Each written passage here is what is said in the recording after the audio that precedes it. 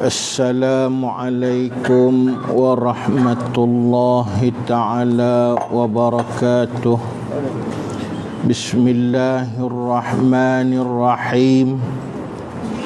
Alhamdulillahi rabbil alamin. Wabihi nasta'in ala umurid dunya waddin. Salatan wa salaman ala rasulillah wa ala alihi wa sahbihi wa man tabi'ahu wa nasarahu wa wala. Rabbi syrah li sadri wa yassir li amri wahlul 'uqdatan min lisani yafqahu qawli. Allahumma arinal haqqa haqqan warzuqna ittiba'ah wa arinal batila batilan warzuqna ijtinabah. Qala Allahu ta'ala fil Qur'anil aziz. A'udzu billahi minasy syaithanir rajim. Alladzina yastami'una al-qawl fayattabi'una ahsanah.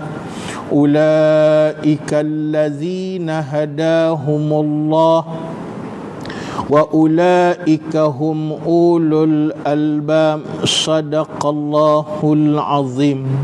Muslimin muslimat rahimahullah, pada malam ini, malam yang penuh dengan rahmat dan barakah, malam 13 Zulqa'dah 1444 Hijriyah. Alhamdulillah, kita masih dikekalkan dengan segala nikmat dan pemberian. Maka untuk itu tanggungjawab kita yang paling utama setelah Allah Ta'ala kurniakan kita dengan pelbagai nikmat dan kelebihan, limpahan segala kebaikan kepada kita, maka hendaklah kita menjadi manusia yang sentiasa bersyukur dengan nikmat ini. Mudah-mudahan Allah Ta'ala kekalkan kita dengan nikmat, dan kemudian seperti yang kita sebut selalu, Allah Ta'ala tambahkan kita dengan nikmat, sebab disebut di dalam firman Allah Subhanahu wa ta'ala, a'udzu billahi minasy syaithanir rajim. Wa idh ta'azzana rabbukum la in syakartum la azidannakum wa la in kafartum inna azabi lasyadid. Sadaqallahul azim. Dan ketika mana Tuhanmu telah memberitahu kepada kamu, demi sesungguhnya sesiapa yang bersyukur dengan segala nikmat, nescaya kami tambahkan kepada mereka dengan nikmat. Dan demi sesungguhnya juga, jika sesiapa yang kufur dengan nikmat ini, maka sesungguhnya tunggulah siksaan aku amat dahsyat dan pedih, kata Allah Subhanahu wa ta'ala.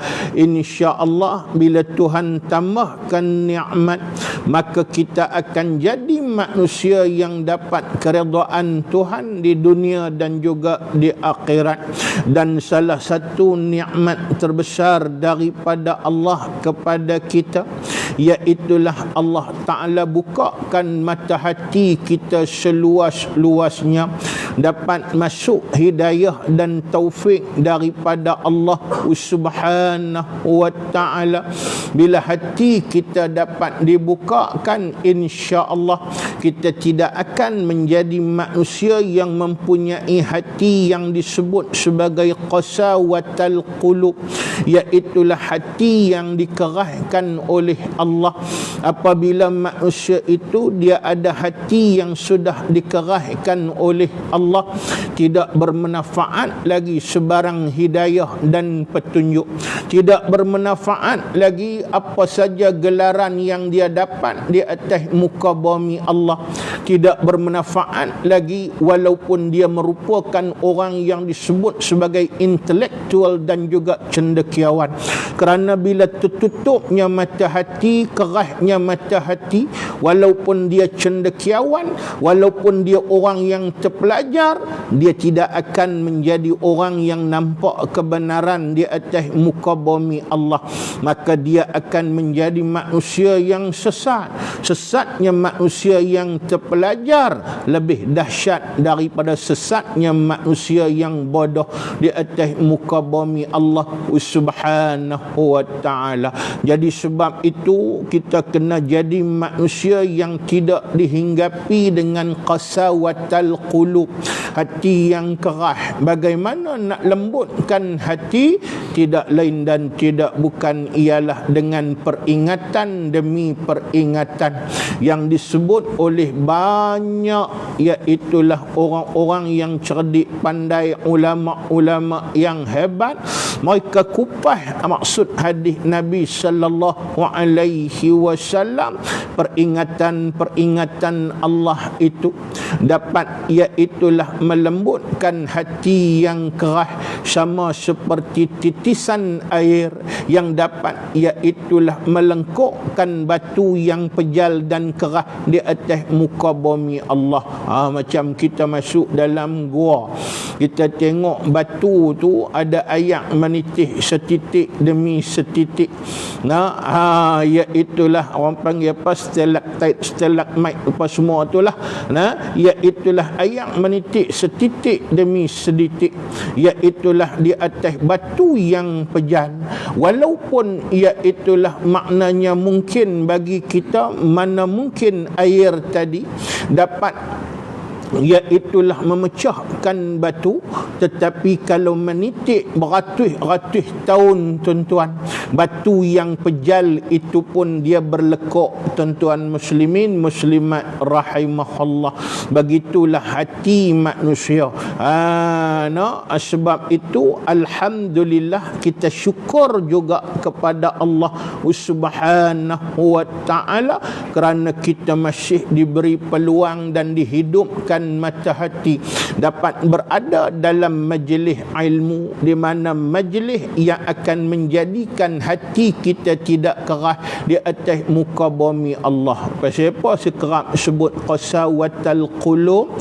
Jawapannya, hari ini kita boleh tengok banyak manusia yang mempunyai hati yang cukup kerah. Dia payah nak menilai kebenaran di atas muka bumi Allah. Hang mailah hidayah dan petunjuk lagu mana pun. Nak kata dia tak reti, dia reti. Nak kata dia tak pandai, kadang dia mengaji lagi tinggi daripada kita, tuan-tuan muslimin muslimat rahimahullah, tetapi dia tetap bersama-sama dengan golongan yang zalim dan golongan yang jahat di atas muka bumi Allah. Rupa-rupanya bila saya buka satu kitab, tuan-tuan, iaitulah disebut oleh seorang ulama, nama dia Malik bin Dinar. Bila kita sebut Malik bin Dinar, dia bukan calang-calang ulama, dia termasuk salah seorang ulama yang cukup hebat di atas muka bumi Allah. Dia seorang wali yang masyhur. Sebab wali ni dia ada jenis wali yang masyhur, satu lagi wali yang mastur. Dan di dalam dunia ni wali mastur lagi ramai daripada wali masyhur. Wali masyhur, wali yang terkenal, wali yang famous, orang tahu kata dia wali. Kalau wali mastur, wali yang tertutup dan terdinding daripada pandangan manusia. Siapa pun tak tahu kata dia wali. Rupanya dia seorang wali di atas muka bumi Allah. Dan pasal apa saya kata banyaknya wali mastur atas dunia ni? Salah satunya disebut oleh ulama, iaitulah satu tempat Allah Ta'ala akan tahan bala apabila kekasihnya ada di dalam tempat tu. Di mana kekasihnya tadi diisi dengan ibadat dan sebagainya, walaupun banyak maksiat dan sebagainya. Kalau kita ikut negara dan negeri dalam negara kita ni dengan maksiat penderhakaan pada Allah, tak tahu nak abang no. Kalau nak kira dengan balak musibah, Tuhan boleh bagi macam-macam, tapi Tuhan bagi juga, jadi bagi lagu mana pun dia tak seteruk dengan tempat-tempat lain. Ada orang duk kata macam-macam lah no. Ada orang duk kata kok tu kok ni pandai, kok tu pandai, kok ni. Tak, bagi saya pasal ada lagi kekasih Tuhan di tempat-tempat kita ni yang kita sendiri pun tak tahu, kita pun tak kenal. Itu nama dia wali mastur, daripada kalimah satara, terdinding daripada pandangan manusia. Dan wali yang kita sebut tadi, wali masyhur, salah seorangnya Malik bin Dinar. Boleh buka lah mana-mana kita, dia akan sebut kisah Malik bin Dinar ni, orang hebat. Tapi bila saya terbuka satu kitab tadi ni tuan-tuan muslimin muslimat rahimahullah, sementara duk tunggu nak main di sini, balik daripada Lenggong tuan-tuan, maka iaitulah bahawa sesungguhnya terjumpa satu kata-kata yang diucapkan oleh Malik bin Dinar. Saya nak kongsi dengan tuan-tuan muslimin muslimat rahimahullah. Kata Malik bin Dinar, ma duriba abdun bi uqubatin a'zama min qasawati qalbi. Itu kata-kata dia tuan-tuan. Dia kata apa? Ma duriba abdun, tidaklah dicampakkan kepada hamba itu bi uqubati, dengan satu-satu hukuman. Manusia ni kalau dia jadi manusia yang banyak melakukan kesalahan pada Allah, dia tidak bertaubat pada Allah, Allah Ta'ala akan hukum dia. Hukuman yang paling berat sekali yang Tuhan bagi ni, dia kata tidaklah dicampakkan kepada hamba itu hukuman a'zama, yang terlebih besar. Hukuman paling besar Allah Ta'ala bagi seorang manusia ialah apa dia? Min qasawatal qulub, daripada hati yang dikerahkan oleh Allah. Allah Ta'ala hukum manusia. Kalau manusia tu dia jahat betul-betul, lepas tu manusia tu payah pula nak meminta ampun pada Allah, dia bergelumang dengan maksiat ni dan juga penderhakaan pada Allah begitu lama, dan dia payah nak bertaubat pada Allah. Jangan bagi sampai Tuhan hukum dia. Hukuman Tuhan yang paling berat sekali bagi seorang manusia ialah Allah Ta'ala jadikan dia termasuk dalam golongan orang yang mempunyai hati yang qasawah. Hati yang qasawah ni makna apa? Hati yang kerah, hati yang tertutup, hati yang cukup payah nak masuk petunjuk daripada Allah Subhanahu wa Ta'ala. Jenis lagu ni hang tak usah duk pi berhujah lah dengan dia, hang tak usah duk pi berdebat lah dengan dia, hang tak usah duk bawa lah apa hujah sekalipun, dia tak akan terima. Dia duk pegang cara dia situlah tuan-tuan muslimin muslimat rahimahullah. Pasal itu kita tak mau dapat hukuman Tuhan lagu ni, walaupun kita ni pun bukanlah orang yang baik sangat. Kadang-kala ada dosa pada Allah Subhanahu wa Ta'ala, tapi ya Allah, jangan hukum kami dengan hukuman yang cukup besar. Paling besar sekali hukuman apa dia? Tuhan tutup mata hati, Tuhan bagi gelap hati, Tuhan bagi kerah hati tuan-tuan. Pasal itu kita ni alhamdulillah Tuhan tak hukum kita, Tuhan istiqamahkan kita dengan majlis ilmu, dan kita syukur sungguh-sungguh dan kita harap istiqamah dengan majlis ilmu ini akan berpanjangan sampailah saat di mana kita terpisah dengan dunia ni.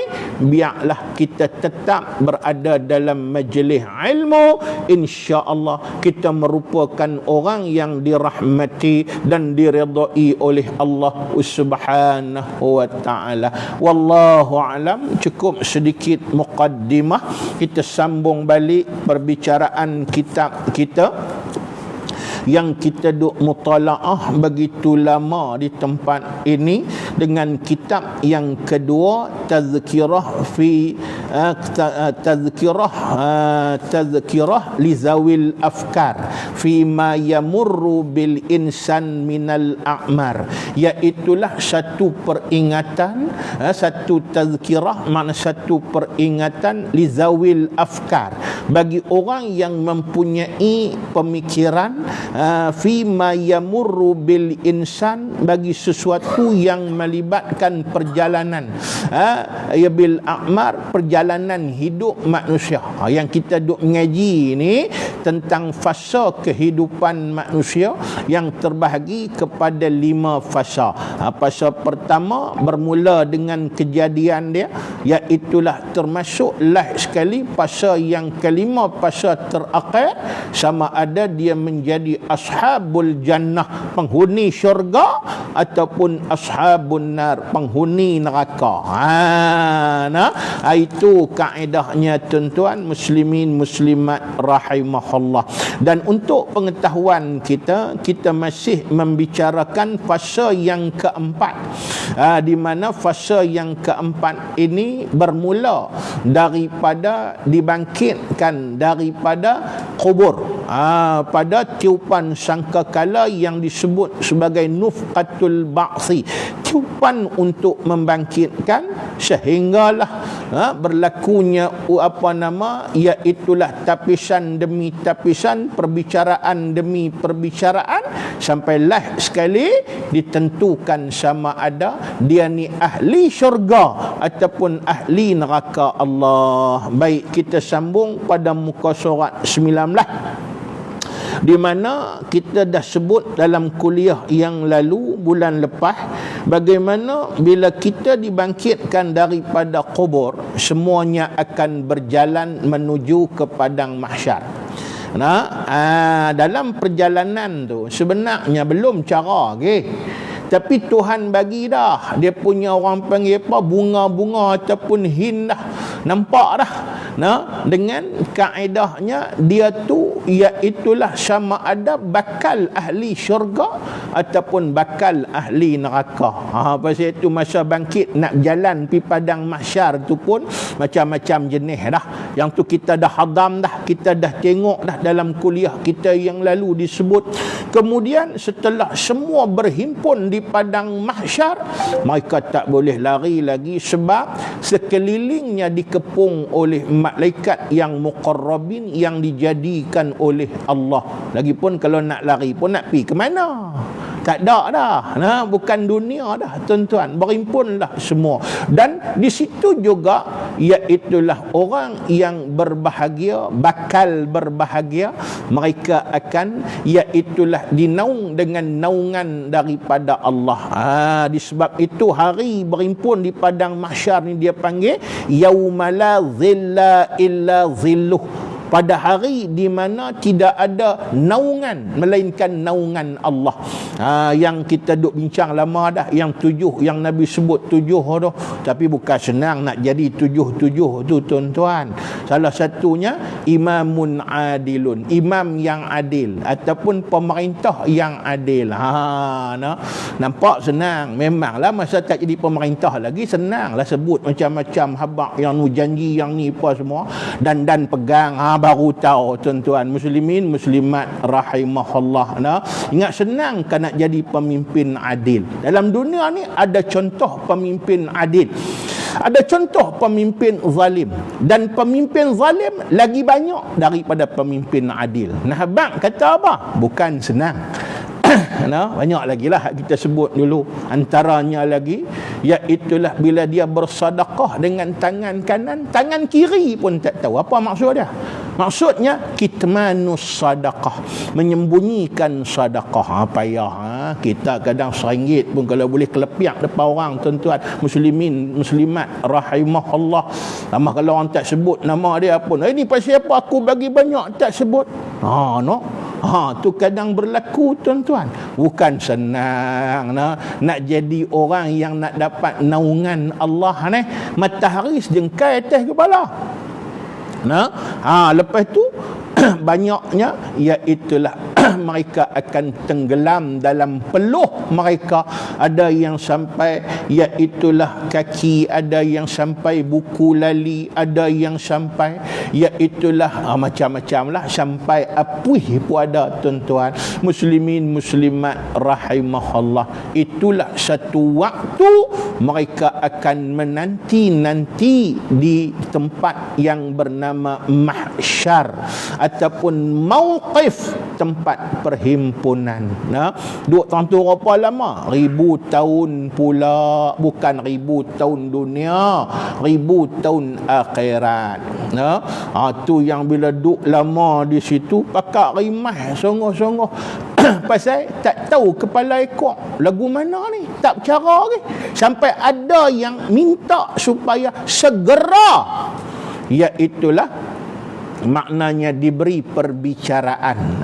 Sampai ada yang sebut cepatlah sikit. Pasal apa? Pasal siksa duk tunggu beribu-ribu tahun, tak tahu kepala ekor. Tak tahu lagu mana tuan-tuan. Punya tunggu tuan-tuan. Pasal itulah yang ni yang kita nak sambung dalam kuliah kita minggu ini. Kita ambil balik sikit daripada muka surat 19 tuan-tuan muslimin muslimat rahimahullah. Baik, sambung tuan-tuan. Qala al-musannifu rahimahullahu ta'ala wa nafa'ana bi'ulumihi fid darain. Amin. Maka apabila lama di atas mereka itu berhenti di padang mahsyar dengan hal beberapa kesusahan itu, lama sungguh duk tunggu, tak tahu gini. Tapi duk tunggu sikit punya lama. Hak yang duk bawah naungan, duk bawah naungan. Hak yang kena tenggelam peluh lah 1000 tahun pula tuan-tuan muslimin muslimat rahimahullah. Maka bermesyuaratlah mereka itu, manusia yang berhimpun itu, kepada siapakah nak datang minta tolong supaya Allah Ta'ala menyelesaikan pekerjaan di situ itu, yakni di padang mahsyar. Jadi bila dah lama tunggu ni, pakak mesyuarat lah, bincang tengok kita ni apa cerita ni. Lagu mana pun kena hantar orang yang betul-betul, yang boleh Allah Ta'ala, maknanya dia bila jumpa Tuhan, dia menggamit rahmat daripada Tuhan sekurang-kurangnya, iaitulah Tuhan terus mempercepatkan perbicaraan. Jangan duk tunggu sebab nak bercara ni. Bercara tu pun kena tunggu pula. Ni nak tunggu, ni tunggu padang mahsyar ya. Tak tahu cerita apa pun lama. Mesyuarat nak cari siapa yang boleh tolong mereka. Korang-korang orang yang boleh recommend lah, sebab masing-masing sedang diri masing-masing tak sempurna. Korang-korang nak cari orang yang paling hebat di kalangan manusia yang boleh recommend pada Allah Subhanahu wa Ta'ala. Itu kaedahnya. Maka keputusan mesyuarat itu dapatlah dia punya resolusi mesyuarat. Apa dia? Iaitulah pakat ramai-ramai picari siapa yang boleh tolong. Yang tu nama dia bagi syafaat, dan itulah dia syafaat yang pertama yang akan digunakan di dalam akhirat. Sebab syafaat ni, bila kita sebut syafaat, kalau kita buka kitab risalah tauhid, syafaat ni ialah pertolongan yang diperlukan sangat-sangat oleh manusia. Hak kita perlu sangat bila syurga, di akhirat lah, bukan dunia. Kalau dunia ni boleh lagi kok ni apa semua tuan-tuan, tak ada masalah. Tapi di akhirat tak ada siapa boleh. Maknanya kalau tak ada syafaat, pakai tak selamat lah tuan-tuan muslimin muslimat rahimahullah. Jadi perlu syafaat, dan syafaat utama mula-mula sekali iaitulah tolonglah minta pada Allah supaya dipercepatkan hisab, supaya tahu cerita tak larat tunggu. Ni ada orang, mungkin ada orang sebut tunggu pilah. Buat apa kita tunggulah, apa masalah dia? Jangan kata tuan-tuan, pasal kita pun sampai ada keluar pepatah penantian itu satu penyiksaan. Siksa tak? Siksa tuan-tuan. Macam saya duk sebut selalu contoh. Kita masuk bank. Nak ambil duit kan, nak buat urusan, kata pulanglah lagu mana pun. Bank pula bukan macam dulu. Setelah ni sengan ada, itulah aircon apa semua, ada bangku sofa cantik, kita boleh duduk. Lepas tu beratur pun tak gaduh lama. Jawab dia beratur, pergi ambil nombor. Bukan tak gaduh nak beratur. Kita duduk, tunggu ambil nombor. Sekali orang panggil nombor. Orang panggil nombor kita. Kita pun masuk-masuk tak apa, tekan nombor. Nombor berapa? 86. Tengok nombor hak yang baru naik di atas kaunter tu berapa? 24. Nak kena tunggu berapa lama lagi? Tak apa, ambil juga nombor tuan-tuan, tunggu pula ada 8 kaunter. Contoh, kaunter yang berfungsi hanya 5. Lepas tu satu kaunter pula urusan 15 minit seorang sembang. Ni contoh lah tuan-tuan, bukan tuju kat siapa-siapa kita, tuan-tuan duk pergi berasa, duk pergi kata siapa. Tak, saya bukan. Ni contoh. Sembang. Terang nak kan satu 10 minit, 20 minit seorang sembang nak pergi urusan apa semua dalam keadaan tadi. Contoh. Baik. Tak apalah. Kita pun tunggu. Nak berubah nombor daripada 24 nak pergi 86 tu, Allah, walaupun aircon, walaupun apa, kita punya duk meratih sakan awak lambat sangat ni. Pasal apa? Pasal siksa tunggu tu tuan-tuan. Tak apa, lama-lama geram balik dulu. Sekali mai pula agak-agak lah, kita boleh agak ni, pergi mai pula. 86 nombor kita. Mai nombor 87 tuan-tuan muslimin muslimat rahimahullah. Kena ambil nombor lain, tunggu. Lalas dia punya menyebai tu, dia balik lagu tu yang nak bagi. Kalau nak kira, tunggu apa masalah dia? Tunggu. Pasal siksa tuan-tuan, pasal tak tahu kepala ekor, tak selesai urusan. Ni pun sama tuan-tuan muslimin muslimat rahimahullah. Jadi nak pi minta siapa nak tolong, minta kat Tuhan supaya iaitulah jangan biar kami lagu ni, ya Allah, teruskanlah perbicaraan kami dan sebagainya. Kami tak larat nak menunggu dah. Tu pi cari orang, hantar wakil untuk siapa boleh bagi syafaat. Dan inilah dia syafaat yang pertama. Dan ada riwayat sebut, ada sebahagian ulama kata inilah dia, nama dia syafaatul uzma. Apa dia syafaatul uzma? Syafaat yang paling agung. Siapa boleh buat keluar syafaatul uzma ni? Dia orang yang paling hebat. Apa boleh bagi syafaat ni tuan-tuan muslimin muslimat rahimahullah. Okey, yang pertama, maka dah resolusi suruh pergi cari siapa, pilah cari. Siapa mula-mula cari? Datanglah mereka itu kepada siapa dia? Tu Adam alaihi salam. Pi kat tu Adam. Depa pun ceritalah, wahai Adam, tolonglah kami. Sebutlah pula, engkau bukan orang lain, engkaulah tok nek kami hak mula-mula sekali. Engkau dimuliakan oleh Allah daripada sulbi, engkau lahirlah keturunan kami ni di atas dunia sampai kiamat. Takkan hang tak boleh tolong kot, tolong rekomen pihak kat Tuhan, ya Allah tolonglah kami ni. Apa cerita ni? Duk lama di padang mahsyar ni tak tahu kepala ekor ni. Tolonglah ya Allah, percepatkan urusan kami. Apa kata Nabi Adam alaihi salam? Tok Guru dia buat pendek dalam ni, tapi ada kitab yang dia sebut, Tok Guru sebut, iaitulah Nabi Adam kata, iaitulah nafsi. Makna apa? Makna dia ialah diri aku ataupun senang faham mesin lah hari ni aku tak boleh tolong siapa. Pasal apa?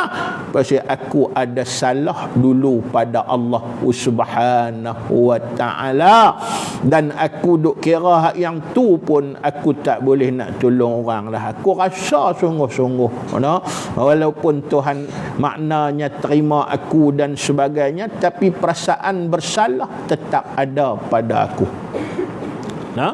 Tak boleh. Tak boleh. Nabi Adam tak boleh. Okey. Maka perhala ia Adam ke atas Nabi Nuh alaihi salam. Nabi Adam kata hampa pergi cari Nabi Nuh lah pula. Pasal apa Nabi Nuh lepas Adam? Sebab iaitulah dua-dua Nabi ini mereka digelar sebagai Abul Bashar. Apa makna Abul Bashar? Bapa sekalian manusia. Itu makna Abul Bashar. Lin nasab, dari segi keturunan.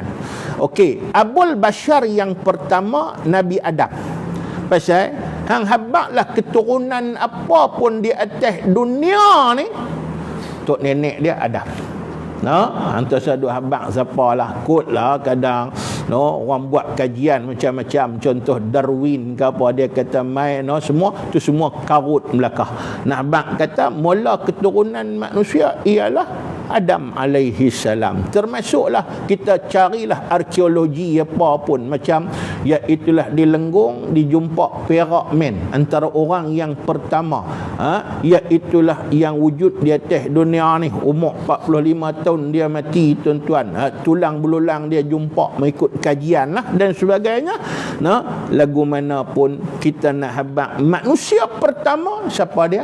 Nabi Adam alaihi salam. Sebab itu digelar Abul Bashar, bapa sekalian manusia. Nombor satu. Tapi nombor dua, siapa dia bapa sekalian manusia? Nabi Allah Nuh alaihi salam. Pasal apa Nabi Allah Nuh? Pasal ulama kata iaitulah maknanya, orang panggil apa? Iaitulah Nabi Nuh ni seolah-olah menghidupkan kembali keturunan manusia. Pasal apa? Pasal manusia yang hidup di seluruh dunia ni habis dalam banjir yang berlaku pada zaman Nabi Allah Nuh alaihi salam. Yang selamat siapa dia? Iaitulah 86 orang yang duduk dalam kapal Nabi Nuh. Mereka lah yang menerbitkan pula keturunan manusia. Sebab itu disebut keturunan manusia ini yang kedua bercambah pula daripada Nabi Allah Nuh alaihi salam. Sama juga dengan flora dan fauna. Maksud flora dan fauna ni yang wujud sampai hari ini ni semuanya iaitulah berketurunan yang kedua, yang mana yang Nabi Allah Nuh selamatkan di atas kapal dia.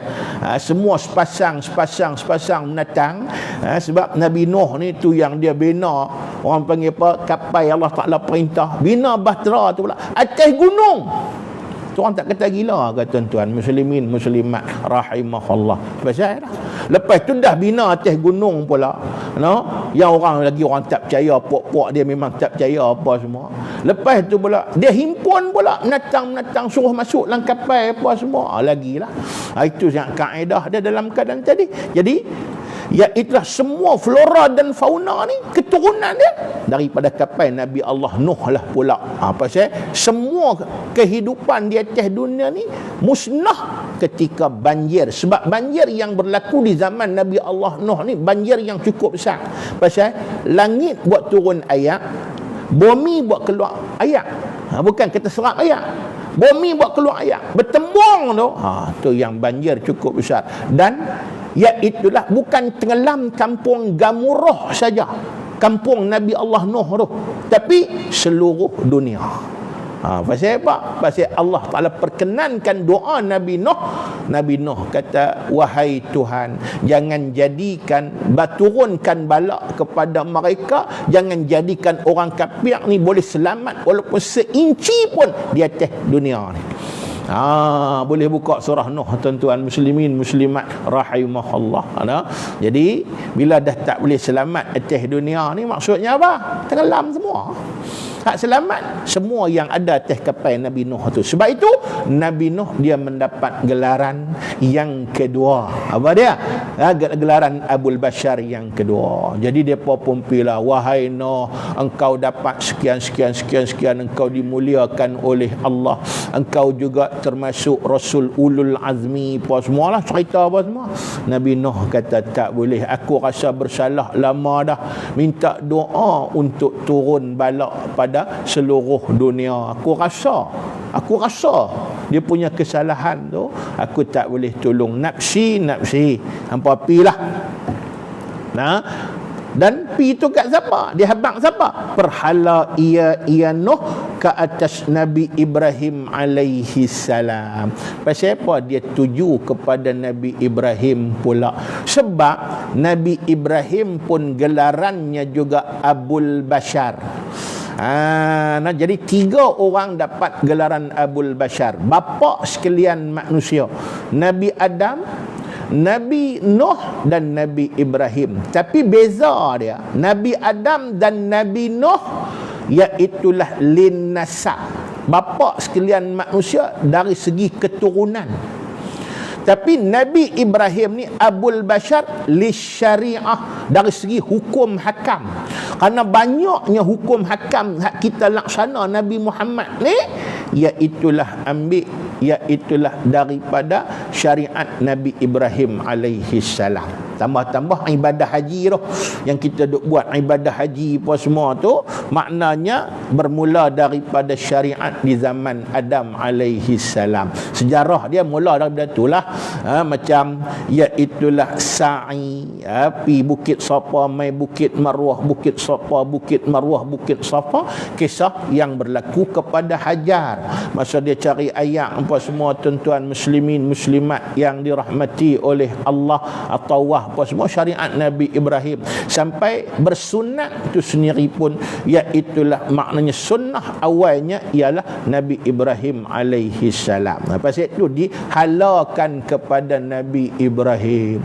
Nabi Ibrahim pun kata, nafsi aku serenda, aku pun ada kesalahan pada Allah Subhanahu wa ta'ala. Ada orang tanya saya kesalahan apa? Bukalah kisah Nabi Ibrahim yang dia paling teringat sangat apabila dia bawa isteri dia yang bernama Sarah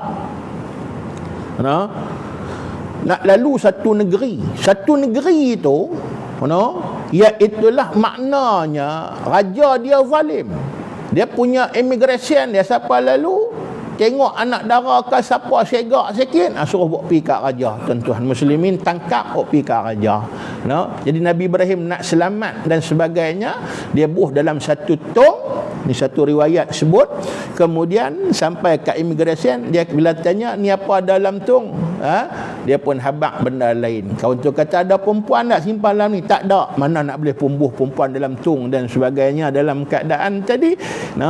Dia berbohong. Lalu rupa-rupanya tengok buka ada perempuan sungguh. Yang tu kesalahan yang dia berasa salah, padahal nak bagi Rasul tak buat salah. Dan tak dikirakan salah sebab mereka maksum. Tu yang satu riwayat sebut, tak tahulah ni wallahu alam disebut bila tuan-tuan. Pasal tu ada kan orang duk pergi haji lubuh dalam tung, orang panggil tung Sarah tung Sarah tu. Mungkin nama dengan tu pun wallahu alam. Kisah itulah tuan-tuan muslimin muslimat rahimahullah. Jangan mai tanya balik pula lagu mana ustaz ambil tahu mana. Wallahu alam, dengar orang tua-tua ceritalah wallahu alam tuan-tuan. Tapi mungkin ada hubungan dan sebagainya. Jadi dia rasa bersalah tuan-tuan. Itu apa nama tuan-tuan muslimin muslimat rahimahullah. Jadi bila dah lagu tu dia kata aku tak boleh tolong bapa, tak boleh bagi syafaat. Maka Ibrahim pun perhala pula ke atas Nabi Musa alaihi salam. Pasal apa dia tunjuk Nabi Musa? Sebab selepas Ibrahim, Rasul di kalangan ulul azmi ialah Nabi Musa alaihi salam. Lepas tu tunjuk pi kepada Nabi Musa alaihi salam. Jadi iaitulah bahawa sesungguhnya dalam keadaan tadi, iaitulah bahawa sesungguhnya Nabi Musa pun samalah. Nak cerita panjang pun lebih kurang macam itulah juga. Dia kata ada banyak kesalahan dia pada Allah, tapi yang paling dia berasa sangat bukan pasal apa, pasal dia tengok kezaliman yang berlaku di mana di kalangan dia kan waktu tu anak angkat Firaun. Dia tengoklah masyarakat dia terbahagi kepada sistem kelas dua golongan yang paling mulia ialah golongan Qibti sebab keturunan Firaun. Golongan hak nombor 2 second kelas sebab dia Bani Israel. Lepas tu dia tak boleh tengok apabila golongan Qibti ni, dua orang budak berkelahi. Golongan Qibti ni yang salah Qibti, tapi Qibti tu bully Bani Israel. Dia tak boleh tengok, dia geram, dia buh penampak. Tuan-tuan muslimin muslimat rahimahullah, pasal dia tak boleh tengok benda tak betul, dia tak boleh tengok, dan dia pun terus buh penampak. Jadi guna budak tu mati terus. Itu dia nak bang kata Musa alaihi salam. Tuan-tuan muslimin muslimat rahimahullah. Tu yang dia lepas tu pasal dia bimbang, dia lari. Tu yang lari pergi Kan'an, jumpa dengan Nabi Allah Syuaib alaihi salam, bertemu dengan Safura anak Nabi Allah Syuaib. Semua panjang cerita dia lah untuk kita ambil iktibar di atas muka bumi Allah. Tapi itu memberi kesan kepada Nabi Musa. Nabi Musa buat lagu mana? Nabi Musa kata aku tak boleh tolong hampa, aku tak boleh bagi syafaat ke hampa. Maka Musa pun perhala pula ke atas Nabi Isa alaihi salam. Dia kata hampa pergi cari Nabi Isa pula. Dia pun pakat pergi cari Nabi Isa pula. Pasal apa pula? Sama jugalah Nabi Isa pun ulul azmi. Nabi Isa kata, Nabi Isa ni dia sebenarnya kalau nak kira salah tak ada banyak sangat. Pasal apa? Dia hidup tak lama di atas dunia ni. Dan diangkat dia hidup tak lama umur dia diangkat menjadi rasul umur 30 tahun. 35 diangkat ke langit. 5 tahun dia berdakwah di atas dunia ni, tuan-tuan. Jadi Nabi Isa pun dia rasa, tapi dia bukan rasa bersalah, dia rasa cukup malu. Dia kata aku malu nak pergi rekaman kat Tuhan. Pasal apa? Aku duk teringat sangat pasal ada orang tuduh aku anak Tuhan. Tu aku malu. Bukan salah dia. Memang bukan salah dia. Salah Nabi Isa. Nabi Isa tetap. Dia kata dia pun Rasulullah. Tapi masalah dia, ada orang yang kata dia anak Tuhan. Tak malu ke tuan-tuan? Muslimin, muslimat rahimahullah. Jadi aku tak boleh tolong apa-apa kepada hangpa. Maka Isa pun perhala pula ke atas Nabi Muhammad alaihi salam, Nabi Muhammad sallallahu alaihi wasallam. Dia pun suruh pergi jumpa Nabi Isa. Kata apa? Pergi jumpa Nabi Muhammad pula. Alhamdulillah, ini dia jawapan dia, tuan-tuan. Maka Muhammad pun sangguplah dan jaminlah.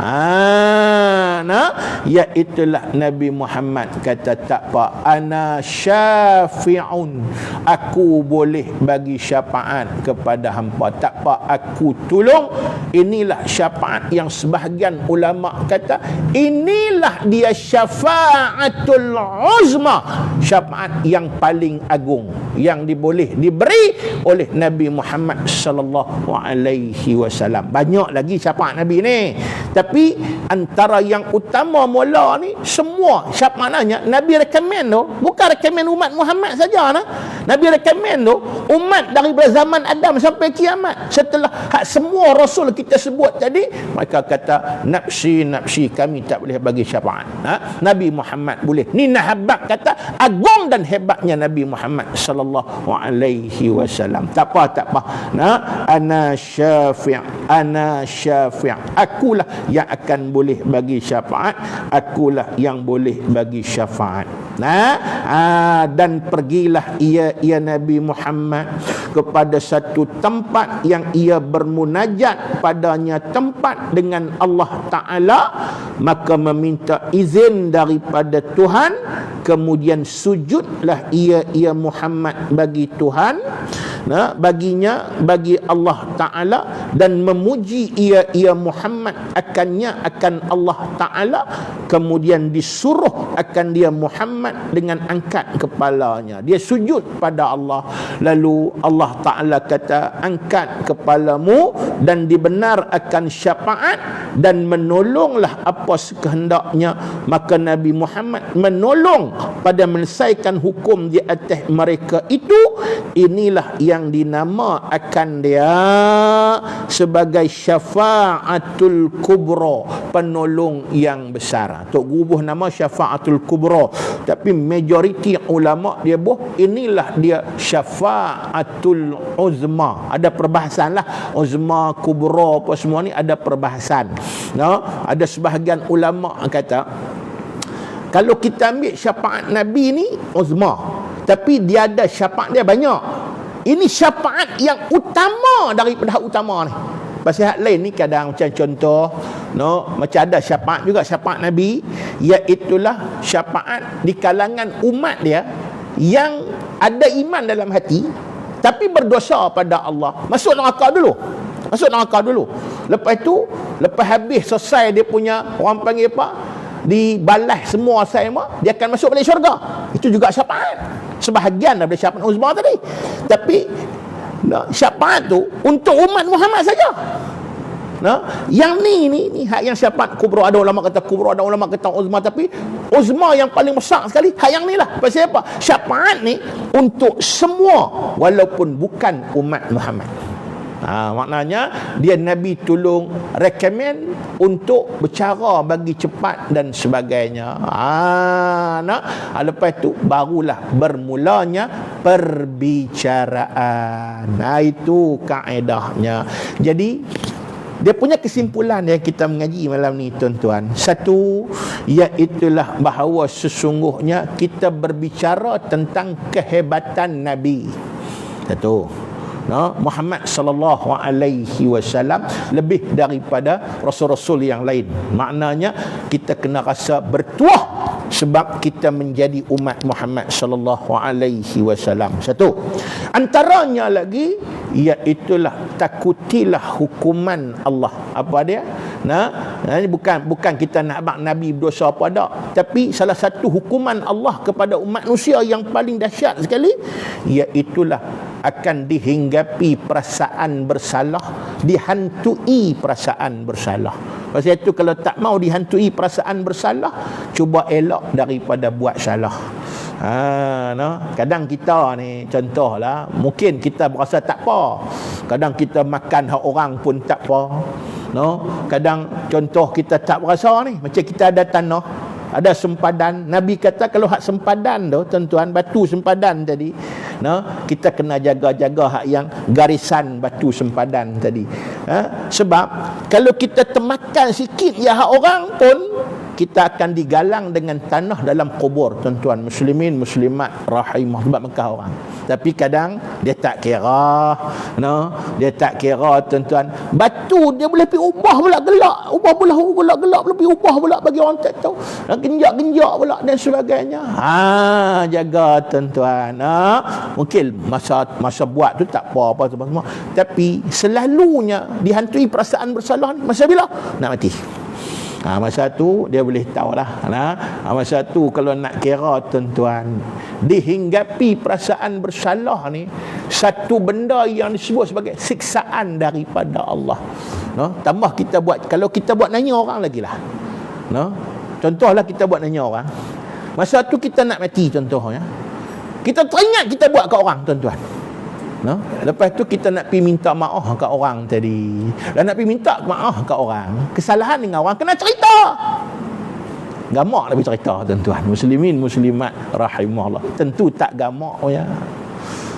Tapi habang lain lah minta maaf lah, Tok Ngah nak minta maaf kan. Hantau dak dulu. Hari heboh satu kampung, lembu siapa kat takik, lembu siapa takik kaki. Siapa pun tak tahu. Lalas siapa pun tak tahu siapa takik kaki lembu dia, siapa pun tak tahu apa semua. Lah ni Tok Ngah anak abang. Tok Ngah yang buat, rasa bersalah sungguh Tok Ngah. Pasal apa? Pasal dia makan anak pokok Tok Ngah. Tu yang Tok Ngah cekik kaki dia. Memang dia lembu tadi makan, dan sebagainya. Mungkin kawan tu lepas apa semua, itu satu kesalahan. Tapi hak dia cekik kaki lembu tu satu kesalahan juga. Dan Tok Ngah rasa bersalah sampai kelar. Gamak dah dia nak abang tuan-tuan. Tambah masa tu pula dia seorang tok imam yang dihormati oleh orang. Nak pergi habang ni, aku dulu salah, hang maaf lah aku. Sebab lagi manusia tak maaf dia, Allah Ta'ala tak maaf. Kalau kesalahan itu dengan manusia, gamak nak pergi habang tuan-tuan. Tak tahu. Tambah macam mengumpat sama, duk kata macam-macam, kata. Lepas tu baru teringat, aku salah. Minta maaf Tok Ngah. Aku kata kat hang macam-macam.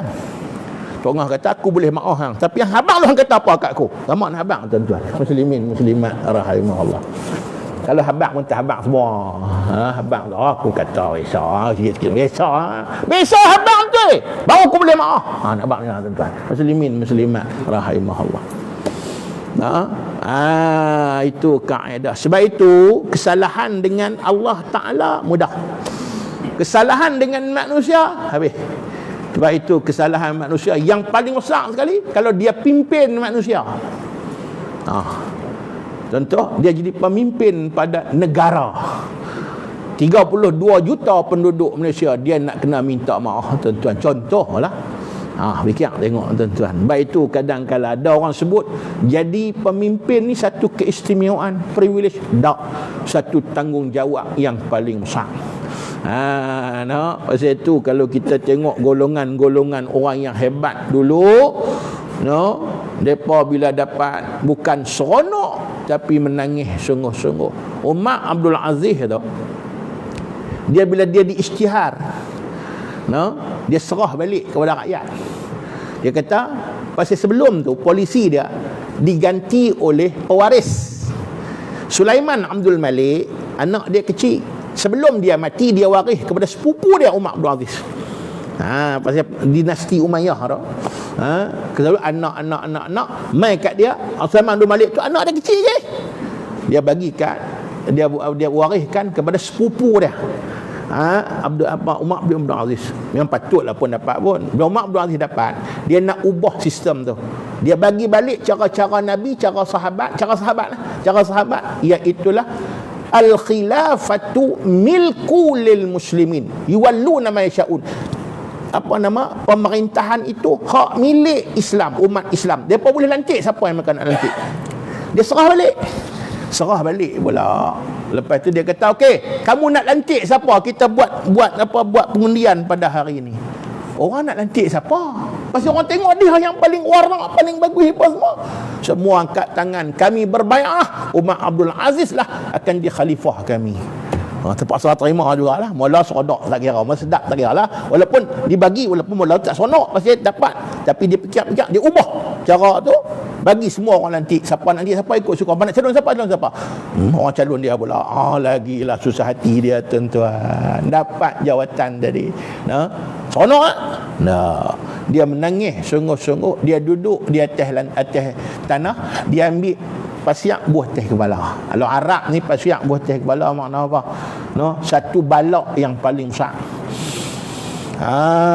Tu dia tuan-tuan muslimin muslimat rahimahullah. Kadang kita seronok. Dah bukan tuan-tuan. Dah kita ambil beban buah teh kepala. Tak pasal-pasal kita pun dosa banyak, semua banyak. Tak tahu nak kena tanggung hak orang pula. Allah, tak tahu nak abang. Tu pun jangan pula sagil. Kalau lagu tu siapa pun tak mau. Tak ada pemerintahan tak boleh juga. Kena ada, tapi maksudnya Nabi kata orang yang layak, orang yang dia jalankan amanah dan tanggungjawab, dia akan mendapat pertolongan Allah Subhanahu wa taala. Tapi kalau orang yang saja nak dia pulun sebab nak keistimewaan apa semua, siap. yang ni fitnah besar akan berlaku di atas muka bumi Allah Subhanahu wa taala. Itu sebahagian sedikit daripada kesimpulan yang boleh kita ambil untuk kita tengok dalam kisah ni tuan-tuan. Lepas tu kesimpulan yang ketiga saya nak sebut juga, iaitu tentang syafaat, pertolongan. Yakinlah kita dengan syafaat, mudah-mudahan besoknya di akhirat kita termasuk orang yang mendapat syafaat, terutamanya syafaatul uzma. Wallahu alam. Tanda tertentu insya-Allah kita sambung pula dalam kuliah kita yang akan datang. Mudah-mudahan kita sama-sama mendapat rahmat daripada Allah. Wallahu alam. Saya pada mesyuarat pula lepas ni. Takat itulah kuliah kita pada malam ni. Mohon ampun dan maaf kalau ada silap dan salah. Yang baik daripada Allah, yang lemahnya saya, walaupun hakikat utama tetap daripada Allah. Marilah sama-sama kita tunda kuliah ini pada waktu yang lain dengan kita hadiahkan Fatihah pada Nabi sallallahu alaihi wasallam, sahabat, ijma' ulama dan mereka yang telah mendahului kita. Al-Fatihah. A'udzubillahi minasyaitonir rajim. Bismillahirrahmanirrahim. Alhamdulillahi rabbil alamin. Arrahmanir rahim. Maliki yaumiddin. Iyyaka na'budu wa iyyaka nasta'in. Ihdinas siratal mustaqim. Siratal الذين أنعمت عليهم غير المغضوب عليهم ولا الضالين. أعوذ بالله من الشيطان الرجيم. بسم الله الرحمن الرحيم. الحمد لله رب العالمين حمدا يوافي نعمه ويكافئ مزيده. يا ربنا لك الحمد كما ينبغي لجلال وجهك وعظيم سلطانك. اللهم زدنا علما وفقهنا في الدين وعلمنا التأويل. يا مقلب القلوب ثبت قلوبنا على دينك وعلى طاعتك وعلى مغفرتك. ربنا آتنا في الدنيا حسنة وفي الآخرة حسنة وقنا عذاب النار. وصلى الله وسلم عليه والحمد لله رب العالمين. السلام عليكم ورحمة الله تعالى وبركاته.